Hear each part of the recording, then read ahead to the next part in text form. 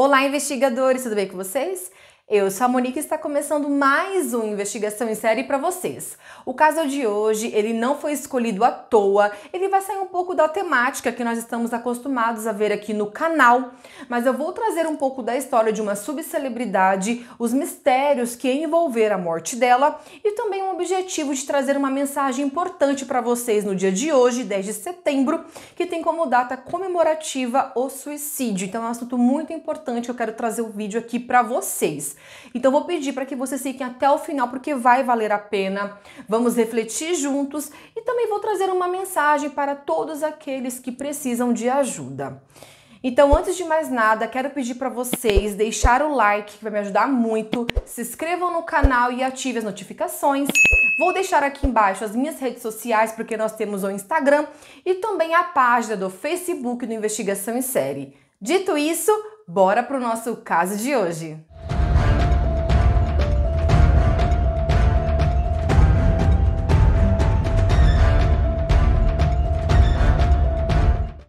Norma Jean Mortenson nasceu em Los Angeles no dia 1º de junho de 1926. Conhecida mundialmente como Marilyn Monroe, foi uma atriz, modelo e cantora norte-americana. A Marilyn foi a terceira filha de Gladys Pearl Monroe. Seus irmãos mais velhos eram Robert e Bernice, que nasceram no primeiro casamento de sua mãe com John Newton Baker, em 1917. Após o divórcio, o John levou as crianças com ele para Kentucky e Marilyn não sabia que tinha uma irmã até completar 12 anos de idade, conhecendo ela apenas depois de adulta. Sua mãe se casou novamente em 1924 com Edward Mary Mortenson, mas se separaram depois de alguns meses juntos e antes dela ter ficado grávida de Marilyn. Sendo assim, a identidade do pai biológico de Marilyn é desconhecida. A Gladys estava mentalmente e financeiramente despreparada, não tinha condições de criar a Marilyn e por causa disso, ainda muito nova, ela foi levada por pais adotivos chamados Albert e Ida Bollander para a Califórnia. De início, gente, para não ficar longe da filha e para cuidar dela nos primeiros meses de vida, a Gladys viveu com a família, mas acabou sendo obrigada a voltar para Hollywood, mas estava planejando levar a filha de volta com ela assim que sua condição se estabilizasse. Somente em junho de 1933 que ela conseguiu se estabilizar, levando sua filha para morar com ela e mais tarde, naquele verão, ela comprou uma pequena casa próxima de Hollywood Bowl que dividia com inquilinos os atores George e Maud Exxon. Infelizmente, alguns meses depois, no início de 1934, a mãe de Marilyn teve um colapso mental e foi hospitalizada, sendo diagnosticada com esquizofrenia paranoide. Acabou perdendo o contato com a Marilyn, acontecendo apenas de formas ocasionais, porque depois do seu diagnóstico passou o resto de sua vida dentro de hospitais.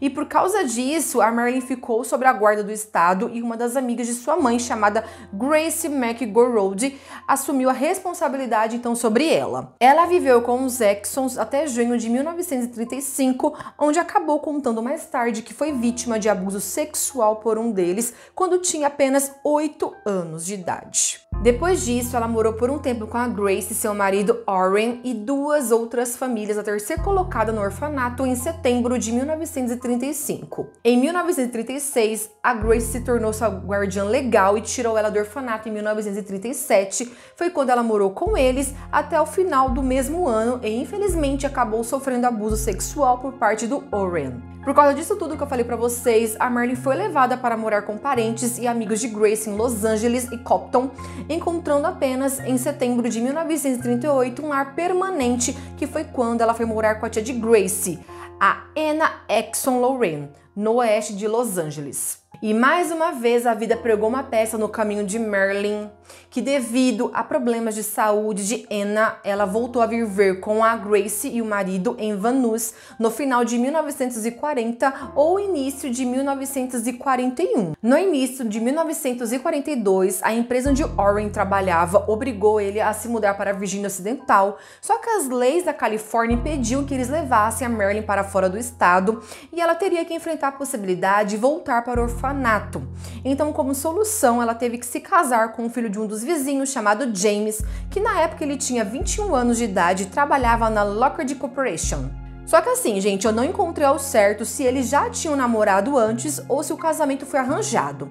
Mas o matrimônio aconteceu em 19 de junho de 1942, logo após Marilyn ter completado 16 anos e que acabou levando ela a abandonar a escola. Ela não gostava de ser dona de casa e mais tarde disse que o casamento não a deixou triste, mas também não a fez feliz. Eles quase não conversavam, eram completamente estranhos. Em 1943, o marido de Marilyn se alistou na Marinha, sendo chamado para servir na ilha de Santa Catalina, onde permaneceu até ser levado para o Oceano Pacífico em abril de 1944 e continuou longe de casa durante 2 anos. Depois dele ter ido para o Pacífico, Marilyn foi morar com os pais dele e começou a trabalhar numa fábrica que auxiliava a Segunda Guerra Mundial. No final de 1944, a Marilyn conheceu o fotógrafo David Conover, que foi enviado pelas Forças Aéreas do Exército dos Estados Unidos para a fábrica, com o objetivo de fotografar imagens trabalhadoras do sexo feminino.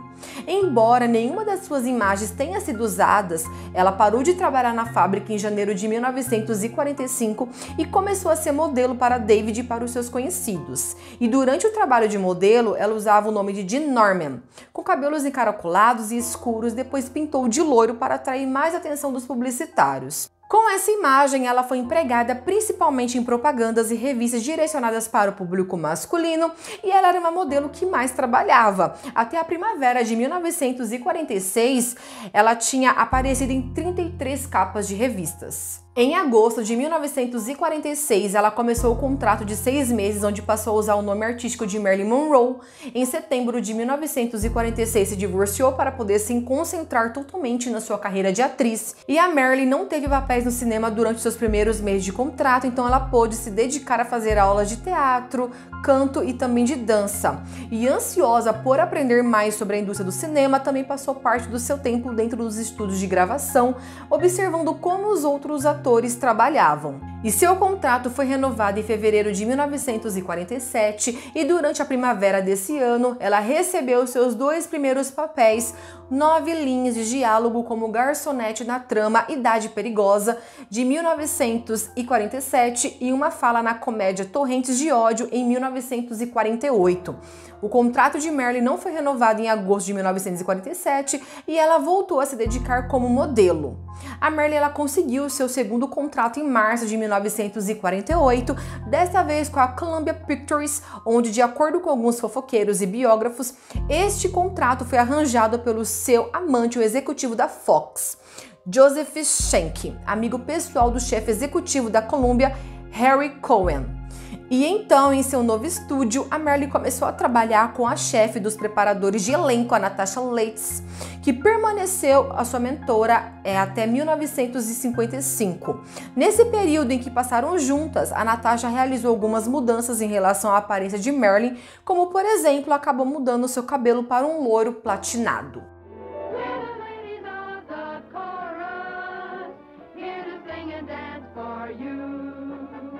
O seu único filme no estúdio foi Mentira Salvadora, de 1948, no qual ela teve seu primeiro papel principal, onde interpretava uma cantora de coro que era cortejada por um homem rico. E em setembro de 1948, após o encerramento do seu contrato, ela se tornou a protegida de Johnny Hage, vice-presidente da William Morris Agency.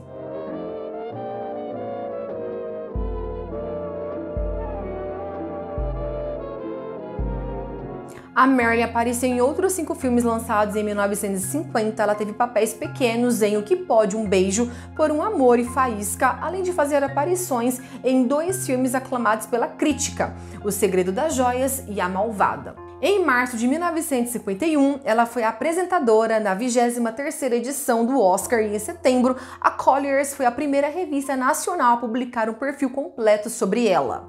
A sua popularidade com o público também aumentou muito, além de começar a receber milhares de cartas de fãs por semana. Ela foi apontada pelo Jornal do Exército Americano, Star and Stripes, a mulher mais desejada pelos soldados durante a Guerra da Coreia.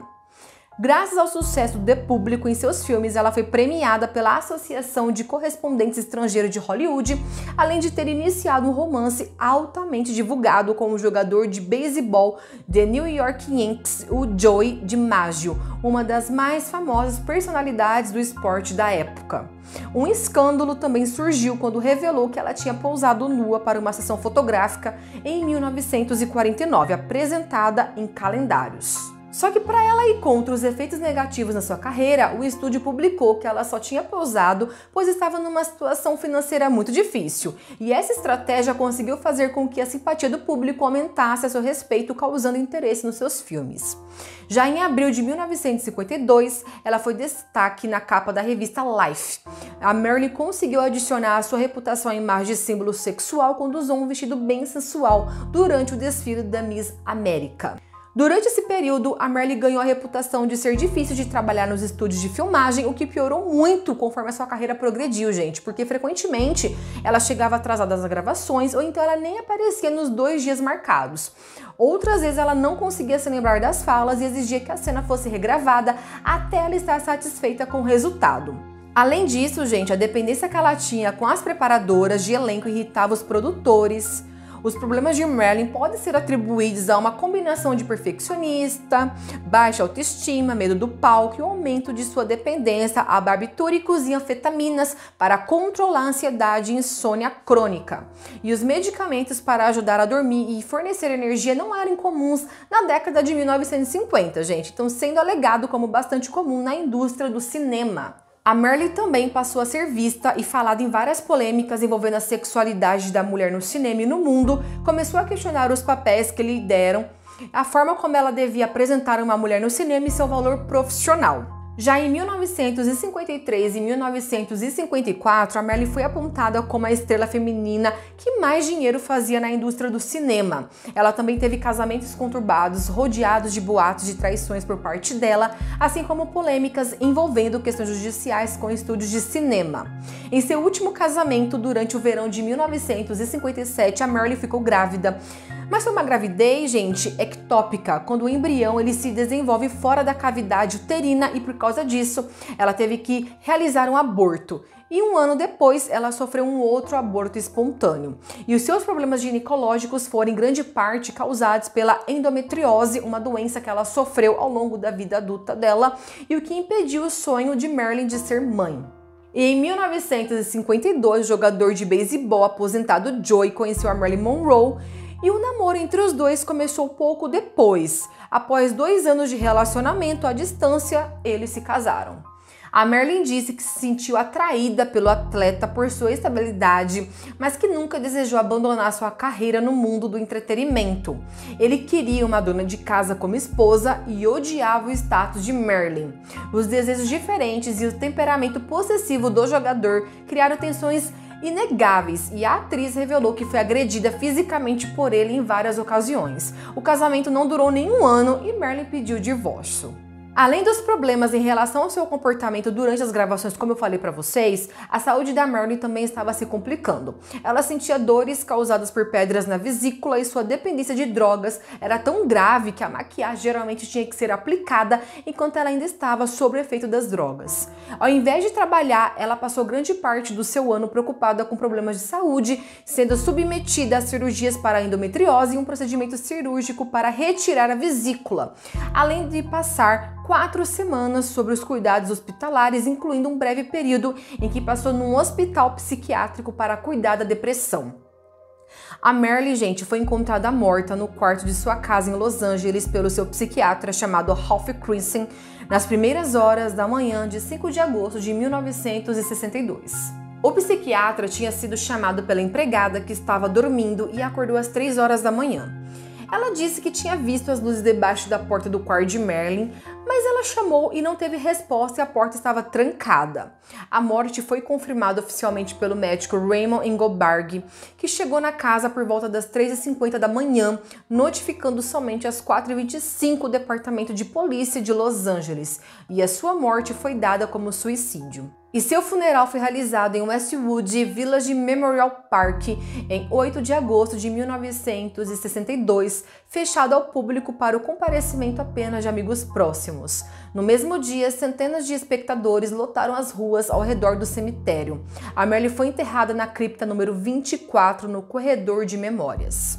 Várias teorias conspiratórias sobre a morte de Marilyn foram apresentadas nas décadas seguintes, incluindo assassinato e a overdose acidental. A teoria de homicídio ganhou a atenção da mídia com a publicação da biografia de Marilyn, que fez a Justiça de Los Angeles a realizar uma investigação em 1982, só que nenhuma evidência de crime foi encontrada.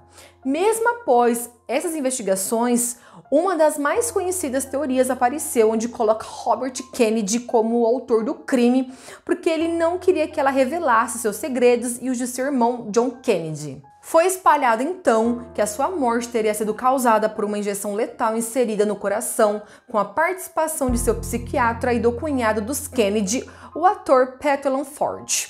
Já em agosto de 2018, o governo dos Estados Unidos divulgou documentos oficiais que estiveram secretos durante mais de 50 anos, os quais afirmam que a artista teria abortado um filho fruto de seu relacionamento secreto com Robert Kennedy. Outro fato que também reacendeu a teoria foi o fato de ter encontrado sua casa vasculhada, supostamente por agentes do FBI, antes da chegada da polícia no dia da sua morte.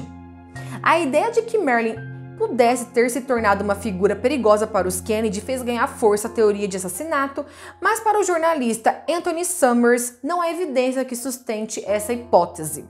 A insinuação de que ela teria sido assassinada não é fundamentada pelos fatos, de acordo com ele. E para sugerir que alguém foi assassinado, você precisa ter alguma prova, e essa prova não existe. As evidências da noite em que ela morreu indicam que foi inventada uma história e que não se contou a verdade sobre o desenrolar dos fatos. Segundo a versão divulgada pela empregada, ela viu uma luz no quarto às 3 horas da madrugada no domingo e ligou para o psiquiatra, que ao chegar olhou pela janela e viu estendida na cama aparentemente morta. Ele então quebrou o vidro e rapidamente os dois chamaram a polícia. Mas o jornalista ele conseguiu testemunhos de outras pessoas com uma versão totalmente diferente, gente como a Natalia Jacobs, viúva do assessor de imprensa de Marilyn. Ela recordou que alguém tinha avisado seu marido que havia uma emergência com a atriz às 10 ou 11 horas da noite do sábado, dia 4. Paralelamente, o médico forense que fez a autópsia determinou como hora provável da morte entre as 11 da noite, o que indicaria a data da morte como 4 de agosto e não dia 5. O que teria acontecido então nessas horas de diferença entre as 11 da noite e as 3 da madrugada? É um mistério. E em uma das atualizações do seu livro, o jornalista conseguiu acrescentar algumas peças que faltavam no seu quebra-cabeça particular. Uma delas era Sidney Gilaroff, que trabalhou como cabeleireiro de Marilyn em vários de seus filmes e era confidente dela também. O Sidney ele sempre se comportou estranho sobre a noite da morte de Marilyn quando tentavam conversar com ele, só que depois de alguns anos, ele descreveu na sua biografia como Marilyn telefonou para ele às 9h30 da noite da sua morte. Ela parecia super incomodada. Ela estava desesperada, que estava rodeada de perigos e de traições de homens em altos cargos e que Robert esteve em sua casa naquele mesmo dia e também tinha ameaçado. E a governanta também disse que os Kennedy visitou a Marilyn naquela tarde e que houve sim uma discussão. O jornalista conseguiu acesso aos registros de voo de um helicóptero que naquela mesma noite decolou da casa de Petulon Ford, mas Robert Kennedy nunca reconheceu que tinha estado em Los Angeles no dia da morte da atriz. Os investigadores, no decorrer da pesquisa, encontraram que o Departamento de Examinação Médica acompanhou o caso dela por peritos de prevenção de suicídio de Los Angeles. Foi estimado que a Marilyn ela teria morrido entre 8h30 a 10h30 da noite, sendo que a análise toxicológica concluiu que a sua morte foi intoxicação por composto químico orgânico sintético, tanto que do lado da cama dela tinha vários frascos contendo esse medicamento. A possibilidade de a Marilyn ter tido uma overdose acidental foi descartada, pois as dosagens que encontraram no corpo dela estavam acima do limite permitido e os médicos e os psiquiatras que conviveram com ela disseram que ela tinha medos graves e depressões frequentes, assim também como mudanças de humor. E pelo fato no passado ela ter tido diversas overdoses, possivelmente intencionalmente, foi retirada a questão assim de crime e a morte dela foi classificada mesmo como suicídio. A morte inesperada de Marilyn foi notícia de primeira página tanto nos Estados Unidos quanto na Europa, e na época a taxa de suicídio em Los Angeles dobrou após a confirmação de sua morte. Um escritor francês, ele até comentou após o falecimento dela que tudo isso deveria servir de lição para todos aqueles que gostam de atormentar e espionar a vida das estrelas. A causa da morte dela, como falei para vocês, foi dada como suicídio e nós conseguimos perceber as informações pelos mínimos detalhes, pelo seu comportamento, pela história da sua vida que aconteceu tudo, o abuso sexual e até mesmo os anos que antecederam a sua morte. E tudo isso, gente, vinha deixando claro que alguma coisa não estava bem na sua vida. E é claro que o que nós estamos falando aqui, de tudo isso que aconteceu, foi há mais de 6 décadas atrás. Então, acesso às informações, o conhecimento não se compara ao que nós temos hoje em dia. E pensando nisso tudo, Investigação em Série vai deixar uma mensagem para vocês, para que vocês prestem atenção nos detalhes das pessoas que vocês amam. Pode ser um comportamento de um parente, de um amigo, de um colega de trabalho, de um vizinho, qualquer um que demonstre que está precisando de ajuda mesmo. E a pessoa, ela irá falar pelo comportamento, por cada detalhe, qualquer mudança é válida e qualquer pedido de socorro, gente, tem que ser levado a sério. Tudo é muito importante. Eu estou falando aqui, gente, de uma causa que vem elevando o número de mortes no Brasil e no mundo, e eu vim utilizar para vocês a figura de uma pessoa mundialmente conhecida para a gente relembrar de uma causa que é extremamente importante. E eu vou deixar aqui na descrição o contato do Centro de Valorização da Vida. Então, se você conhece alguém ou se você é alguém que precisa de ajuda, entre em contato. É isso aí, investigadores. Esse foi mais um caso de hoje. Eu espero que vocês tenham gostado. Eu espero que vocês tenham entendido a mensagem que eu quis trazer aqui nesse caso para vocês. Deixe aqui nos comentários o que vocês acharam. Não se esqueçam de deixar o like e de se inscrever no canal. Vamos se ver então no próximo vídeo. Até mais, investigadores!